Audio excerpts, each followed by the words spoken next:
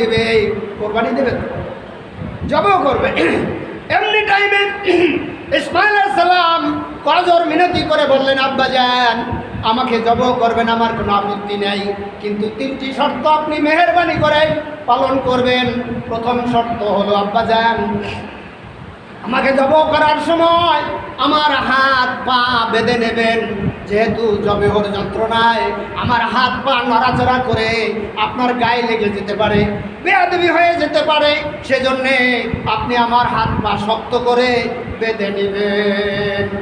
2 নম্বরের শর্ত হলো, আব্বাজান আমাকে জবাও করার সময় আমাকে উপর করে শোয়াই দেবেন, আর আপনি চোখে কাপড় বেঁধে নেবেন, রুমাল বেঁধে নেবেন, যেহেতু আপনি যখন আমাকে জবাও করার সময় আমার দিকে যখন নজর পড়বে গো, তখন আপনার মায়ার উদ্রেক হতে পারে, সেজন্যে আমাকে উপর করে শোয়াই দেবেন, আর আপনি চোখে কাপড় বেঁধে নেবেন।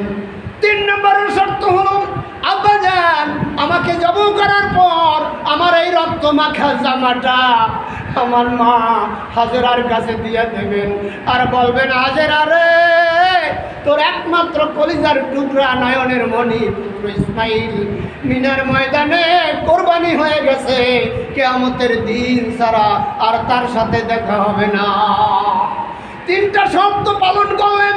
এবার যখন শোয়াই দিয়েছেন, এবার ইব্রাহিম আলাইহিস সালাম ধারালো তরবারি দিয়ে এমন জোরে ছুরি চালায়, ছুরিতে কাটে না।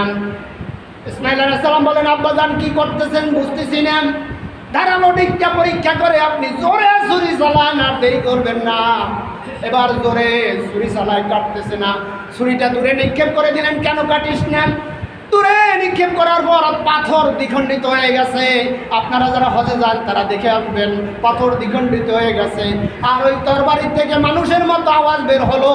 তরবারি ডাক দিয়া কয়, রে ইব্রাহিম, আমার উপরে রাগ করো না, আমার উপরে গুসা হইও না, প্রেমের খেলা চলতেছে, ইশকের খেলা চলতেছে, তুমি বুঝবে না, তুমি তোমার ডিউটি পালন করতে থাকো, আমি আমার ডিউটি পালন করে যেতেছি।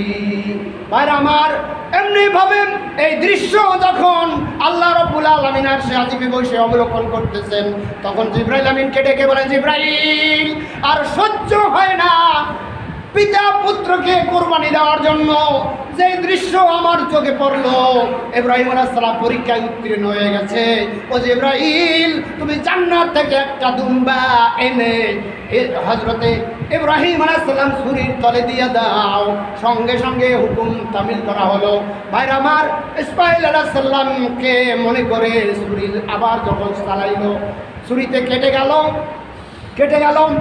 আর এদিকে চক্ষু খোলার আগে শুনতেছেন পাশের থেকে আওয়াজ আসছে। আপনারাও বলেন, আল্লাহু আকবার, আল্লাহু আকবার, লা ইলাহা ইল্লাল্লাহু, আল্লাহু আকবার, আল্লাহু আকবার, ওয়ালিল্লাহিল হামদ। চক্ষু খুলে দেখে ছেলে জিন্দা, দুম্বা কোরবানি হয়ে গেছে। বলেন না আলহামদুলিল্লাহ।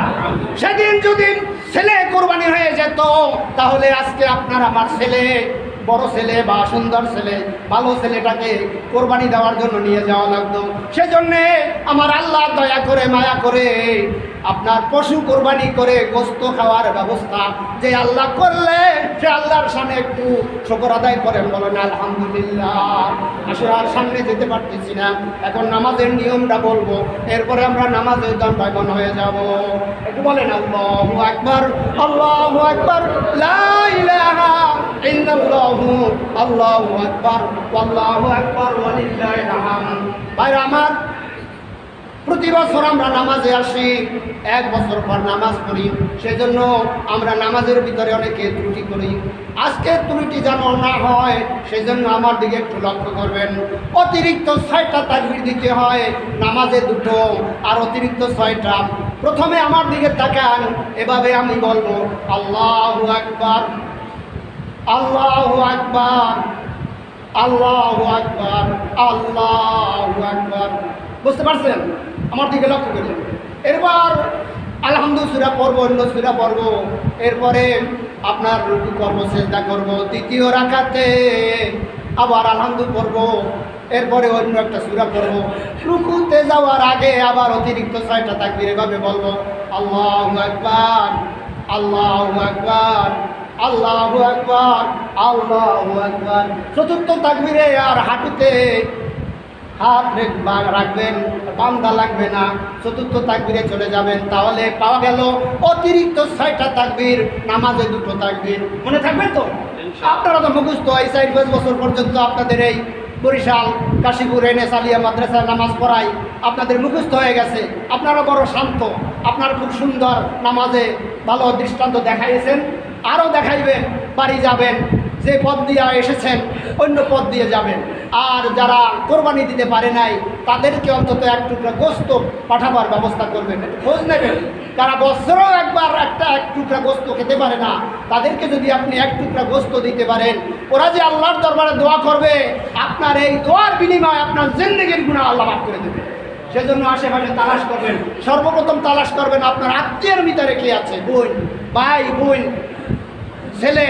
ছেলে বউ, আত্মীয় স্বজন, পাড়া প্রতিবেশী, এদের খোঁজ খবর নেবেন।